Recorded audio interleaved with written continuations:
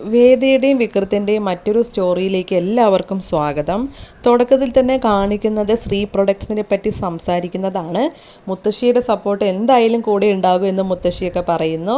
അപ്പോൾ എല്ലാവരും നല്ല ഹാപ്പി ആയിരിക്കുന്നൊക്കെ കാണിക്കുന്നുണ്ട്. അതിൽ നന്ദിനി ഒഴികെ ബാക്കി എല്ലാവരും ഹാപ്പിയാണ്. അതിനുശേഷം കാണിക്കുന്നത് വർക്ക്ഷോപ്പാണ്. രാജൻ ഇങ്ങനെ സംസാരിക്കുകയാണ്. ഇത് വാസവൻ കരുതി കൂട്ടി ചെയ്ത പരിപാടി തന്നെയാണ്. ഇതിനുള്ള മറുപടി കൊടുത്തേ മതിയാകൂ. മാല ഇട്ടത് കൊണ്ട് തന്നെ ഒന്നും ചെയ്യാൻ പറ്റാത്ത അവസ്ഥയായിപ്പോയി എന്നൊക്കെ പറയുന്നു.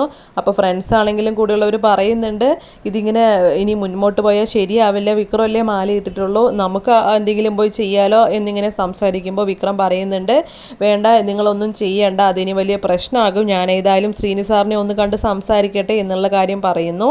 അത് കഴിഞ്ഞ് കാണിക്കുന്നത് മുത്തശ്ശിയും വേദയും തമ്മിലുള്ള സംസാരമാണ്. വേദയ്ക്ക് ഡ്രസ്സൊക്കെ കൊടുക്കുന്നുണ്ട്. അപ്പോൾ അത് വക്കീലിൻ്റെ ഒരു ഡ്രസ്സായിരിക്കും. എനിക്ക് വലിയ ആഗ്രഹമായിരുന്നു ഒരു വൈറ്റ് സാരി വാങ്ങിക്കണം എന്നുള്ളത്. മോൾക്ക് ഇതല്ലേ ഇഷ്ടമാവുമോ, കളറുള്ളതൊന്നും മോൾക്ക് ഇഷ്ടമാവില്ലല്ലോ എന്നൊക്കെ പറയുമ്പോൾ, ഇല്ല, എനിക്ക് മുത്തശ്ശി തന്ന എല്ലാം എനിക്ക് ഇഷ്ടമാവും എന്നൊക്കെ സംസാരിക്കുന്നു. അത് കഴിഞ്ഞ് ശ്രീജയ്ക്ക് ഞാനൊരു സാരി എന്തായാലും വാങ്ങിയിട്ടുണ്ട് എന്ന് പറയുന്ന സമയത്ത് വേദ ചോദിക്കുകയാണ്, അയ്യോ നന്ദിനി അടുത്തേക്ക് എന്ന് ചോദിക്കുമ്പോൾ, ആ അസതിന് വാങ്ങേണ്ട ആവശ്യമൊന്നുമില്ല, ഇനി കണ്ണ് തട്ടണ്ട എന്ന് വിചാരിച്ചിട്ട് അവൾ കൂടി ഞാനൊരെണ്ണം വാങ്ങിയിട്ടുണ്ട് എന്ന് പറയുന്നു. എന്നിട്ട് പിന്നെ കുറച്ച് ജ്വല്ലറി കാര്യങ്ങളൊക്കെ കൊടുക്കുന്നുണ്ട്. കമ്മലും മാലയൊക്കെ വേദയ്ക്ക് കൊടുക്കുന്നു.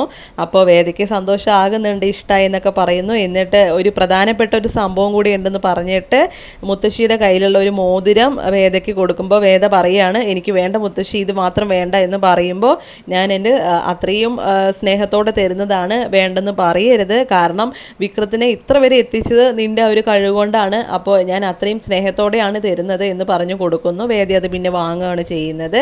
എന്നിട്ട് വേദിയോടായിട്ട് പറയുന്നുണ്ട്, ഇനി അച്ഛനെയും മകനെയും തമ്മിൽ പരസ്പരം സ്നേഹിപ്പിക്കുകയും കൂടി വേണം, അതിനുള്ള വഴിയൊക്കെ ഞാൻ പറഞ്ഞു തരാം എന്ന് പറഞ്ഞ് മുത്തശ്ശി ഇങ്ങനെ സംസാരിക്കുന്നതൊക്കെ കാണിക്കുന്നു. ശേഷം കാണിക്കുന്നത് വിക്രം, ശ്രീനി, സുധ ഇവർ തമ്മിലുള്ള സംസാരമാണ്. വാസവൻ്റെ കാര്യം പറഞ്ഞുകൊണ്ട് വിക്രം ശ്രീനി സാറിനെ കാണാനായിട്ട് ചെല്ലുന്നതാണ്. അപ്പോൾ ശ്രീകാര്യം ശ്രീനിവാസനാണെങ്കിൽ വിക്രത്തോട് പറയുന്നുണ്ട്, ഇനി ഇങ്ങനെ ഇരുന്ന ശരിയാവില്ല വിക്രം, നമുക്ക് എന്തെങ്കിലും ചെയ്തേ മതിയാകൂ, വിക്രമല്ലേ മല ചവിട്ടാൻ മാല ഇട്ടിട്ടുള്ളൂ, ഞങ്ങളൊക്കെ ഇവിടെ തന്നെ ഉണ്ടല്ലോ, ഞാൻ എന്തെങ്കിലും വേണ്ടത് എന്താണെന്ന് വെച്ചോ ചെയ്തോളാം, അവൻ ഇനി അടങ്ങിയിരിക്കണം. എന്നെ ശ്രീകാന്ത് കാണാൻ വന്നിട്ടുണ്ടായിരുന്നു വാസവൻ്റെ കാര്യം സംസാരിച്ചുകൊണ്ട്. ശ്രീകാന്ത് വാസവനായിട്ട് പുതിയൊരു ഉടമ്പടിയൊക്കെ ഉണ്ടാക്കിയിട്ടുണ്ട് എന്നുള്ള കാര്യം ഞാൻ അറിഞ്ഞു. നിന്നെ അകറ്റി നിർത്താൻ വേണ്ടിയിട്ട് എന്നോട് ആവശ്യപ്പെട്ടിട്ടുണ്ടായിരുന്നു ശ്രീകാന്ത്, പക്ഷെ ഞാൻ അതിന് സമ്മതിച്ചില്ല. ഈ സമയം സുധ പറയുകയാണ്, ശ്രീകാന്തിൻ്റെയും വേദയുടെയും ആവശ്യം രണ്ടും ഒന്ന് തന്നെയാണ്, ശ്രീനിവാസനേട്ടനുമായിട്ട് അകന്ന് നിൽക്കുക വിക്രം, അതാണ് അവരുടെ രണ്ടുപേരുടെ ആവശ്യം എന്നൊക്കെ പറയുന്നു. അപ്പോൾ വിക്രമാണെങ്കിലും പറയുന്നുണ്ട്, അത് എൻ്റെ കൂടി തീരുമാനമല്ലേ, ഞാൻ ആരുടെ കൂടെ നിൽക്കണം വേണ്ട എന്നുള്ളതൊക്കെ എന്നിങ്ങനെയൊക്കെ സംസാരിക്കുന്നു. അതുമാത്രമല്ല സുധ ഒന്ന് കൊള്ളിക്കുന്ന രീതിക്ക് പറയുന്നുണ്ട്, ഇപ്പോൾ മലയ്ക്ക് പോകുന്നതുകൊണ്ട് ഓക്കെ, മലയ്ക്ക് പോയി വന്ന് കഴിയുമ്പോൾ വേദ ചിലപ്പോൾ വേറെ എന്തെങ്കിലുമൊക്കെ കാര്യം കണ്ടുപിടിക്കുകയായിരിക്കും ഇങ്ങോട്ടേക്ക് വരാതിരിക്കാൻ എന്നൊക്കെ ഇങ്ങനെ സംസാരിക്കുന്നേ. അപ്പോൾ വിക്രം അതിന് മറുപടി ഒന്നും കൊടുക്കുന്നില്ല. അത് കഴിഞ്ഞ് കാണിക്കുന്നത് വേദിയും അതുപോലെ തന്നെ ശ്രീജിയും ഓട്ടോയിൽ വന്ന് ഇറങ്ങുന്നതാണ് ബാങ്കിലേക്ക്. അപ്പോൾ ബാങ്കിൽ ക്യാഷ് വാങ്ങാൻ പോവുകയായിരിക്കും രണ്ടുപേരൂടെ. ശ്രീജ അവിടെ ഒപ്പിട്ട് കൊടുക്കുകയൊക്കെ ചെയ്യുന്നുണ്ട്. ബാങ്ക് മാനേജർ ആണെങ്കിൽ പറയുന്നുണ്ട്, ഫണ്ട് ഇപ്പോൾ തന്നെ ട്രാൻസ്ഫർ ചെയ്യുക എന്നൊക്കെ പറയുന്നു. അപ്പോൾ അങ്ങനെ അവർ പുറത്തേക്ക് ഇറങ്ങുകയാണ് സന്തോഷത്തോടു കൂടി. എന്നതിന് ശേഷം ശ്രീജ ആണെങ്കിൽ വേദയെ കെട്ടിപ്പിടിച്ച് ഭയങ്കര കരച്ചിലായിരിക്കെ. അപ്പോൾ വേദ പറയുന്നുണ്ട്, എന്തിനാ ശ്രീജയെടുത്ത് ഇങ്ങനെ കരയുന്നേ എന്ന് പറയുമ്പോൾ, എനിക്ക് സന്തോഷം കൊണ്ടാണ്, ശരിക്കും പറഞ്ഞാൽ എനിക്കിപ്പോൾ ഒരു വിലയുണ്ടെന്ന് തോന്നുന്നത് തന്നെ വേദിയുടെ മുമ്പിൽ ഇങ്ങനെ നിൽക്കുമ്പോഴാണ്. എനിക്ക് ഒരുപാട് സന്തോഷമുണ്ട്, എനിക്ക് ഇങ്ങനെയൊന്നും ചെയ്യാൻ സാധിക്കുമെന്ന് ഞാൻ ഒരിക്കലും വിചാരിച്ച കാര്യമായിരുന്നില്ല എന്നൊക്കെ പറഞ്ഞ് ഭയങ്കര കരച്ചിലൊക്കെ ആയിട്ട് കെട്ടിപ്പിടുത്തൊക്കെ ആയിരിക്കും. അപ്പോൾ വേദയാണെങ്കിൽ നല്ല രീതിയിലുള്ള മോട്ടിവേഷനും കാര്യങ്ങളൊക്കെ കൊടുക്കുന്നുണ്ട്. ഏതായാലും വലിയൊരു ബിസിനസ്സായിട്ട് ഇത് ഉയരട്ടെ, എല്ലാവിധ ആശംസകളും നേരുന്നു എന്നൊക്കെ പറഞ്ഞിട്ട് നല്ല മോട്ടിവേഷൻ ആയിട്ടുള്ള ടോക്കായിരിക്കും വേദ ശ്രീജയോട് സംസാരിക്കുന്നത്. അത് കഴിഞ്ഞ് കാണിക്കുന്നത് ദർശനും വേദയും തമ്മിലുള്ള സംസാരമാണ്. അവർ ചായയൊക്കെ കുടിച്ച് ഇങ്ങനെ സംസാരിക്കുകയാണ് കേട്ടോ. വിനായകൻ്റെ ആ ഒരു കാര്യമൊക്കെ പറയുന്നുണ്ട്. വേദയാണെങ്കിൽ പറയുന്നുണ്ട്, ഞാൻ ആദ്യം ആ വീട്ടിൽ കയറി ചെന്നപ്പോൾ വിചാരിച്ചിട്ടുണ്ടായിരുന്നത് നന്ദിനിയെടുത്തിയാണ് വിനായക ചേട്ടനെ ഇങ്ങനെ ആക്കുന്നത് എന്നാണ്. പക്ഷേ പിന്നീടാണ് എനിക്ക് സത്യം മനസ്സിലായത്, നന്ദിനിയെടുത്തിക്ക് കുറച്ച് കുശുമ്പും കുഞ്ഞായ്മയും അസൂയൊക്കെ ഉണ്ടെന്നേ ഉള്ളൂ. ആ ഒരു കാര്യം വെച്ച് നോക്കുമ്പോൾ വിനായകൻ ചേട്ടനെയാണ് വിശ്വസിക്കാൻ പറ്റാത്തത്. ക്യാഷിന് വേണ്ടി എന്തും ചെയ്യാൻ മടിക്കാത്ത ഒരാളാണ് വിനായകൻ ചേട്ടൻ.